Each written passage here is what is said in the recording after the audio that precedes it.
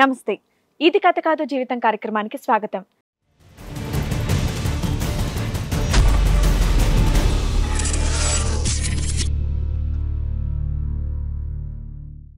Hospital లోపలికి వచ్చాక నన్ను కూడా చూడలేదు. సరే బాబు పుడతాడనే ఎక్స్పెక్టేషన్స్ ఉండే అతనికి. అంటే అతను కొంచెం ఇవి ఎక్కువ నమ్ముతాడు మేడం. ముందే ప్రిడిక్ట్ చేసుకున్నాడు బాబే పుడతారు అని. దగ్గరకు వచ్చేసి పాప అనగానే అసలు ఇట్లా పట్టుకున్న బేబీని తన బేబీయే కాదన్నట్టుగా ఇట్లా పడేసి, ఇది ఎవరికో పుట్టిన బేబీ నేను ఎందుకు పట్టుకోవాలి, అసలు నేను రాను అన్నట్టుగా అప్పటి నుంచి 1.5 year నుంచి గొడవలు. లేదు మేడం, నేను కరెక్ట్ ఎగ్జాక్ట్గా ప్రిడిక్ట్ చేస్తాను మ్యామ్. అంతకాలంటే వాళ్ళ ఇంట్లో ఏ చెప్పినప్పటి వరకు నేను యాజ్ ఫీజ్ ఏమైతే చెప్తున్నా జరిగిపోద్ది మాక్సిమం. వాళ్ళ ఇంట్లోనా? వాళ్ళ ఇంట్లో మాక్సిమం ఆ ఫ్రెండ్స్కి ఎవరు చెప్పి. మరి ఎక్కడ కూర్చున్నావు ఏందయ్యా? స్వామీజీ అవతారం ఎత్తపోయావా? నేను చెప్పాను అంతాలంటే వాళ్ళ మామయ్య కరెక్ట్ ఎగ్జాక్ట్ ఆ రోజు నైట్ 12 చనిపోతాంటే కూడా చనిపోయాడు. అంతాలంటే అడగండి మేము. చనిపోయాడా చంపేశావా? నీ ప్రిడిక్షన్ నిజం అవడానికి అలా మాట్లాడుతున్నాడు ఏంటి సార్? మీరు ఆలోచించాలి ఈ విషయం ఏంటో. మా మామయ్య సీరియస్గా ఉంటే 12కి చనిపోతారు ఇంకా ఉండరు అని అంటే మేము ఊరికే అంటున్నాడేమో అనుకున్నాము. కానీ నిజంగానే అలా చనిపోయేసరికి మాకు భయం వేసింది. ఇతను అంటే మళ్ళీ నిజంగానే జరుగుతుందేమో అని. నీ విషయంలో అబ్బాయి పుడతాడని ముందే ప్రెడిక్ట్ చేశాడా? కాదు సార్, అబ్బాయే పుడతారు అని ఇంకా ఫిక్స్ అయిపోయి ఉన్నాడు. ఇప్పుడు అబ్బాయి పుట్టలేదు కాబట్టి ఆయనకు పుట్టలేదని ఆయన ఫీలింగ్. అలా అదే ఆయనకే పుట్టుంటే అబ్బాయి పుట్టి. నా జాతకం ప్రకారం అయితే నాకు అబ్బాయే పుడతాడు, నువ్వు ఎవరితోనో ఉంటేనే నాకు ఈ అమ్మాయి వచ్చింది. వెళ్ళిపోయి ఎంతకాలం అయిందమ్మా? 8 months అవుతుంది సార్. పాపని నిన్ను అందరినీ వదిలేసి? అవును సార్. ఫస్ట్ 3 months కొంచెం గొడవలు ఉన్నప్పుడన్నా ఇంటికి అట్లా వచ్చేవాడు, కానీ తర్వాత అయితే అసలు రావడం. 8 months నుంచి మొత్తం అసలు ఆపేసాడు. ఇక్కడ జాతకాలు చెప్పుకుంటున్నాడేమో.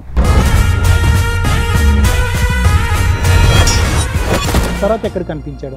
హాస్పిటల్లోనే మేడం. ఆ రోజే పాపం చెకింగ్ తీసుకెళ్లి నేను రిటర్న్ వెళ్ళిపోతుంటే కనిపిస్తే దగ్గరికి వెళ్ళి చూసేసరికి మా ఆయనని నేనంటే ఆ అమ్మాయి నేను ఇట్లా వచ్చాను అని చెప్పి వాళ్ళు అనేసరికి ఇంకా నేను అసలు షాక్ అయ్యి అడిగాను మేడం, నిలదీసి అక్కడే హాస్పిటల్లో గట్టిగా అడిగి. రావట్లేదు ఏంటి 1.5 year నుంచి? అసలు ఏమైపోయావు ఏంటి అని అంతా అడిగితే, ఇగో ఇది అసలైన నాకు పెళ్ళాము, ఇప్పుడు పుట్టేవారు నాకు బాబు. అవును మేడం, నేను ఎప్పటి నుంచి ప్రిడిక్ట్ చేసి ఎప్పటి నుంచో. ఏంటి అక్కడ అమ్మాయిని డెలివరీకి తీసుకొచ్చాడా?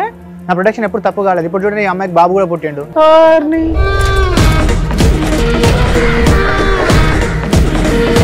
నేను అట్లా కూడా DNA టెస్ట్ అడిగాను సార్, అసలు దానికి ఒప్పుకోవట్లేదు. నాకు DNA సంబంధం లేదు, ఏం సంబంధం లేదు. మీ జాతకమే ఇంపార్టెంట్. ఇప్పుడు నువ్వు ఏం చెప్తే అదే కరెక్టా? అబ్బా, ఆ అమ్మాయికి చెప్పాడంట మేడం, డైవర్స్ అయిపోయింది, అసలు ఆ అమ్మాయి ఇంకొకరితో వెళ్ళిపోయింది, అందుకే నేను ఇట్లా ఒంటరిగా ఉన్నాను అని చెప్పి చేసుకున్నాడు. వేరే వాళ్ళతో రిలేషన్ పెట్టుకుంది కాబట్టి నేను వెళ్ళిపోయాను. ఎవరితో రిలేషన్ పెట్టుకుందా?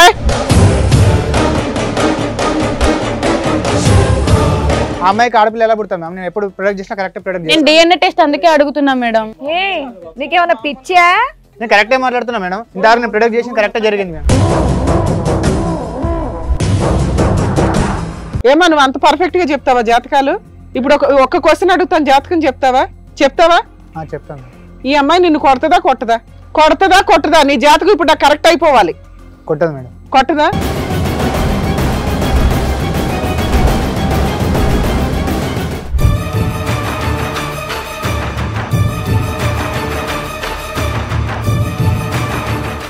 హలో అండి, నేను మీ శ్రీవాణి.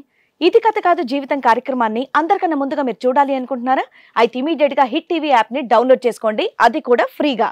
ఇందులో short news, live news, entertainment, movies అన్ని అవైలబుల్ గా ఉన్నాయి. అండ్ మీ అందరికి ఇంకో సీక్రెట్ చెప్పనా? ఇలా రండి.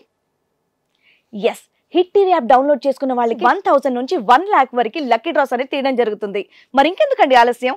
ఇమీడియట్ గా హిట్ టీవీ యాప్ ని డౌన్లోడ్ చేసుకోండి.